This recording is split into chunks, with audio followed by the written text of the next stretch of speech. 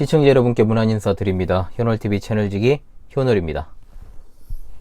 한 주간도 평안하셨습니까?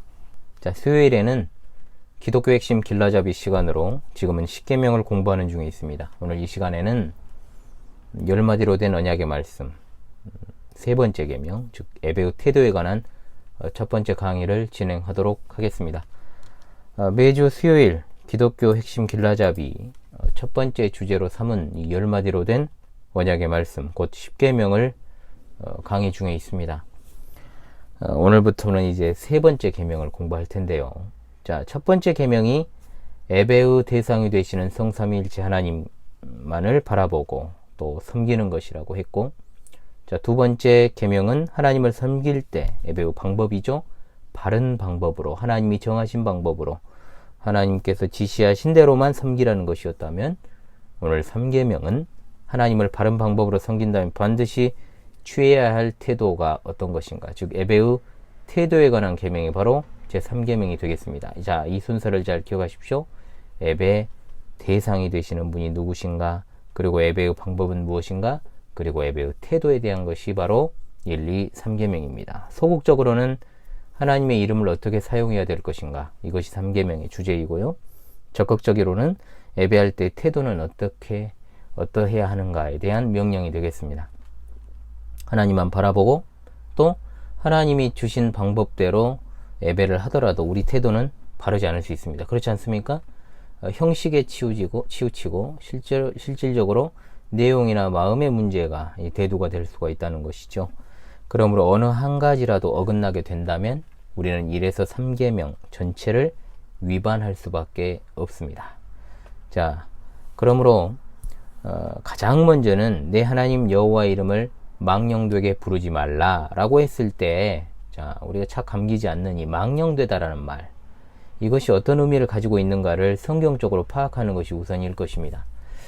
자, 어떠한 연유로 이 히브리어를 망령되다라고 번역을 했는지는 모르겠습니다만은 한국어 자체로는 그 뜻을 파악하기가 어렵습니다. 자, 보통 우리가 망령들었다 이런 말을 더 많이 쓰지 않습니까? 이 망령들었다는 말은 예전에 노망났다 이런 말을 많이 사용하는데요. 자, 나이가 많아서 정신이 이제 오락가락 하는 그 상태를 갖다가 망령들었다 이렇게 우리가 사용을 합니다. 그런데 여기서는 그것과는 상관이 없습니다. 물론 궁극적으로는 그럴 수도 있는데, 히브리어 원어적으로 이 말은 어디에서 유래했냐면 사악함 그리고 범죄라는 말에서 유래한 것입니다. 성경의 용례적으로 봤을 때는 헛된 것, 허무한 것, 허망한 것, 허탄한 것, 자, 이런 말과 거짓된 것이다 라는 말, 그리고 경박하다라는 말을 쓰지 않습니까? 깃털처럼 가볍다라는 말을 쓰는데, 자, 가벼운 것을 말하고 또 메말라 있다 라는 등의 총 3가지 정도의 의미가 대체로 사용이 되었다. 경박하다, 가볍다, 메말라 있다, 헛되다, 허무하다, 허망하다, 허탄하다. 자, 그래서 대체로 비슷한 말들이죠. 자, 헛되다라, 허무하다, 허망하다란 말은 보통 누구한테 쓰는 말이죠, 이게? 우상에 대해서 쓰는 말입니다. 자, 우상은 헛것이라는 것이 성경의 교훈입니다.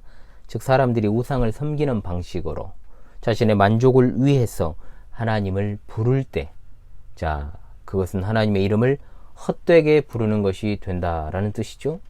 과거에 한국인들이 새벽에 물 떠놓고 정화수라고 부르지 않습니까? 빌던 어떤 그런 개념과 생각을 가지고 들어와서 하나님을 향해서 정성을 다해서 100일 동안 또는 1000일 동안 빌면 하나님께서 들어주실 것이다 라는 등의 생각, 이런 것 없어져야 되죠. 자, 중언부언하는 기도가 어떤 기도입니까? 이방인의 기도라고 했습니다. 그러므로 망령되게 하나님을 부른다라는 말은 하나님을 섬기기는 하되 우상을 섬기는 방식으로, 그런 심정으로 자기 만족을 위하여서 헛되게 하나님을 불러서는 안 된다라는 뜻이 담겨 있습니다. 자, 이 말 뜻이 뭔지 아시겠죠? 자, 그 다음으로 이제 거짓되게라는 말이 여기 안에 들어 있습니다. 우리가 맹세할 때 거짓으로 맹세해서는 안 된다는 말이 여기 망령되다라는 말과 같은 어원입니다. 즉, 거짓말은 일단 누구한테 거짓말을 우리가 칩니까? 인간들 사이의 어떤 관계적인 측면에서 거짓말을 합니다. 어떤 나쁜 의도를 가지고 거짓말도 하고, 또 내가 손해를 보지 않기 위해 거짓말을 하고, 또는 자기가 거짓말을 한다는 것을 인식하지 못하고 하는 경우도 있지만, 거짓말은 여러분 그런 경우는 거의 없죠. 인식하지 못한 거짓말이다. 그것은 지식적으로 무지에서 일어난 것이기 때문에 그런 것이지만, 실제적으로 거짓말은 대부분 여러분 어떻습니까? 비의도적입니까? 의도적입니까? 의도적이죠. 의도적입니다. 의도적으로 거짓말을 한 이유가 뭐냔 말이에요. 그것은 거의 10중 8구가 자기 이익과 욕심 때문에 사람들은 거짓말을 하는 것입니다. 의도적으로. 그런 태도로 하나님의 이름을 사용하지 말라는 것이 바로 3계명입니다. 자기 욕심과 자기의 이익을 위해서 철저하게 이기적으로 사람들에게 거짓말을 하는 것처럼, 자기 욕심을 위해 하나님의 거룩한 이름을 사용하는 것은 중대한 범죄에 해당한다라는 말입니다. 그 다음으로는 여러분 뭐가 있습니까? 경박스럽게, 가볍게라는 뜻도 있습니다. 하나님의 이름이 거룩하고 참으로 무거운 것임에도 불구하고 함부로, 가볍게, 경박하게 쓴다는 뜻입니다. 자기의 이익을 좇아서 하나님의 이름을 사용하는 것은 결국 하나님의 이름을 경박스럽게 대하는 것과 같습니다. 자기 이익을 위해 한 일을 가리켜서 하나님의 뜻이었다라고 이렇게 말하는 태도 등이 바로 그것인데, 사실 참으로 그것은 잘못된 행동이죠.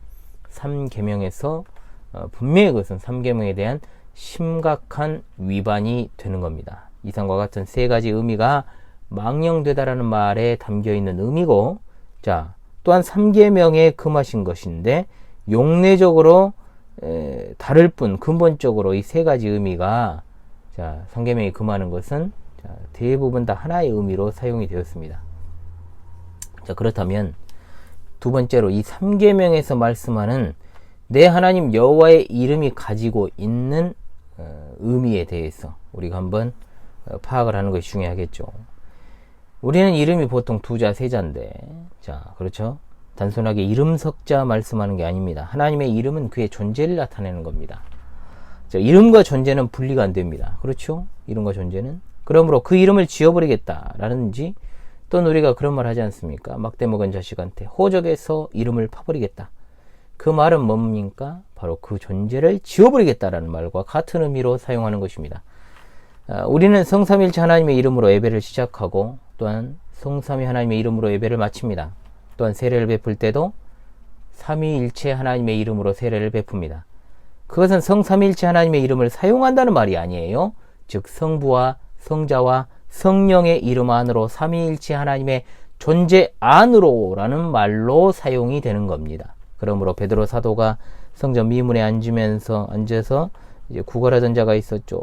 나면서부터 못 걷는 자를 일으켜 세울 때 나사렛 예수 그리스도의 이름으로 걸으라. 이 말은 예수님의 이름을 사용해서 걷게 한다는 뜻만 있는 게 아니고, 자, 지금 그리스도께서 여기에 있는 너와 함께 하심으로 너를 일으키신다. 그것이 바로 그리스도다. 그러므로 너는 일어나라.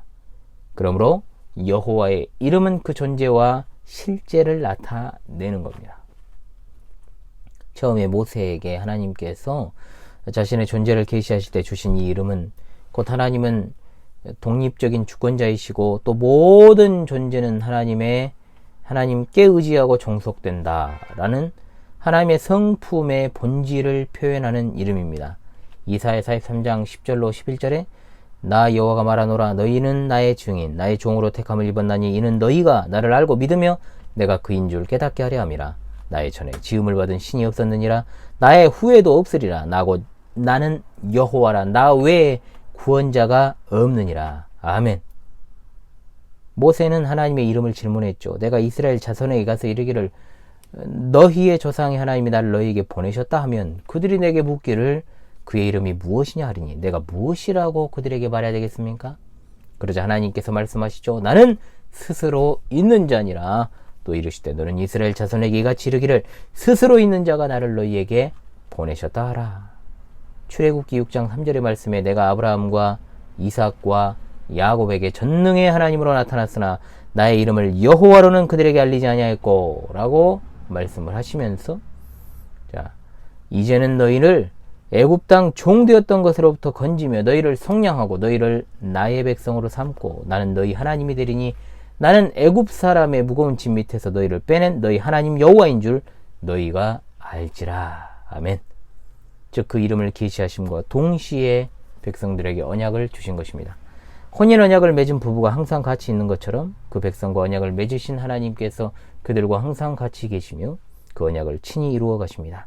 항상 함께 하시는 하나님이시기 때문에 더욱더 그분의 이름을 헛되게 거짓되게 가볍게 불러서는 안 됩니다. 그러므로 우리와 함께 계심에도 불구하고 거짓된 태도를 버리지 않거나 우상을 섬기는 헛된 심정으로 하나님을 예배하거나 살아계신 하나님을 가볍고 소홀히 여기는 태도 등은 하나님께서 용서하지 않는다는 사실을 기억하시기를 바랍니다. 자, 다음 시간부터는 본격적으로 성경을 통해서 이 시대 현대 신자들을 예중으로 들어서 하나님의 이름을 이처럼 헛되게 거짓되게 가볍게 사용하는 태도들을 진단하고 분별하는 시간을 한번 갖도록 하겠습니다.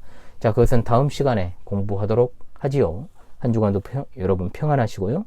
꼭 복습에 꼭 충실하시기를 간절히 바라겠습니다. 수요일에 뵐 때까지 강건하시기를 바랍니다. 감사합니다.